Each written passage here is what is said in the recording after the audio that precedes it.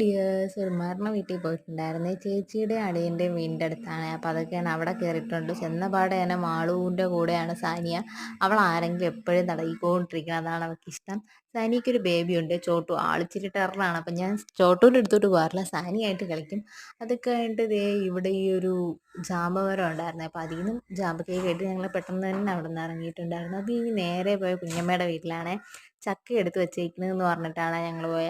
അവിടെ കസിൻ്റെ എൻഗേജ്മെൻ്റ് ആയതുകൊണ്ട് പെയിൻറ്റിങ് ഒക്കെ നടക്കുന്നുണ്ട്. എല്ലാം പുറത്തൊക്കെ വാരിയിട്ടേക്കാണ്. ഇത് അവിടുത്തെ പട്ടിയാണേ, ലക്കു എന്നാണ് പേര്. ഞാൻ പണ്ട് വെക്കേഷനായ മെയിനായിട്ട് ഇവിടെ ആയിരിക്കും. 10 ദിവസം ഉണ്ടെങ്കിൽ 9 ദിവസവും ഞാൻ അവിടെ ആയിരിക്കും. വീട്ടിൽ നിൽക്കുന്ന കുറവാണ്. ഇതിൻ്റെ താഴെയാണ് ഞങ്ങളുടെ കുടുംബ വീട്. അപ്പം ഞാൻ വീഡിയോ എടുക്കുന്നതുകൊണ്ട് മുഖവും പൊത്തി പോവുകയാണ്. അപ്പോൾ ചക്കയൊക്കെ എടുത്ത് ഞങ്ങൾ വീട്ടിൽ വന്നിട്ടുണ്ടായിരുന്നു.